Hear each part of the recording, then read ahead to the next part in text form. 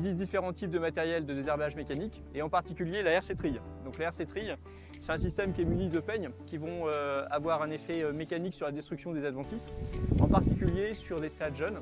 Donc il va falloir régler l'agressivité en fonction de la difficulté de désherbage des adventices et en particulier de leur stade. Donc ce système-là va permettre de mettre à jour des graminées en particulier au stade fil blanc. Donc c'est des plantules qui sont encore non chlorophylliennes, qui sont vraiment en stade de germination. Donc généralement il faut 100 degrés jour pour sortir une feuille de blé. Donc pour être au stade filament sur une adventice graminée, eh bien, il faudrait être autour de 50-60 degrés jour en base 0, c'est-à-dire environ 5-6 jours après le semis en température normale. Donc l'intervention se fait en post-semis prélevé et pour conserver une sélectivité donc, mécanique, au même titre qu'on utiliserait un herbicide donc, chimique, eh bien, on va avoir besoin de semer un petit peu plus profond, environ 2 cm, 2 cm et demi, et éventuellement un petit peu plus dense, 10-15%, de sorte à conserver la population normale de la parcelle, ce qui était voulu en définitive. Donc pour ce faire, il va falloir passer avec le matériel et donc avoir derrière l'intervention mécanique quelques jours de beau temps pour que les plantules sèchent et soient détruites consécutivement. Donc la difficulté, c'est que pour être le plus efficace possible, eh bien, ces matériels-là nécessitent d'intervenir à des stades précoces.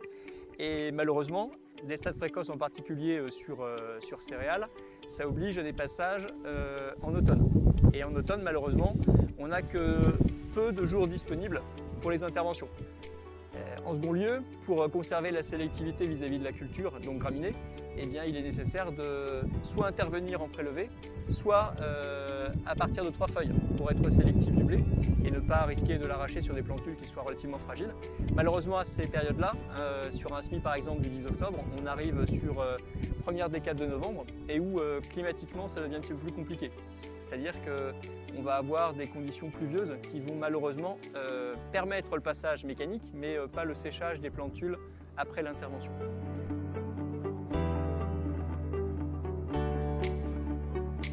On peut intervenir également avec ce type de matériel, sortie hiver, donc pour du désherbage mécanique. Malheureusement, à ces périodes-là, on est généralement au stade de talage des céréales, de la culture, mais aussi pour les adventices graminées. Et donc on va avoir des difficultés à les déraciner parce qu'elles sont suffisamment solides pour résister au travail mécanique permis par la RC trille. Donc on aura une très faible efficacité, voire inexistante, sur des interventions de sortie hiver. Les interventions sortie hiver peuvent permettre également, avec ce type de matériel, les RC trilles, de casser la croûte de battance qui va être apparue suite à une pluviométrie importante durant l'hiver.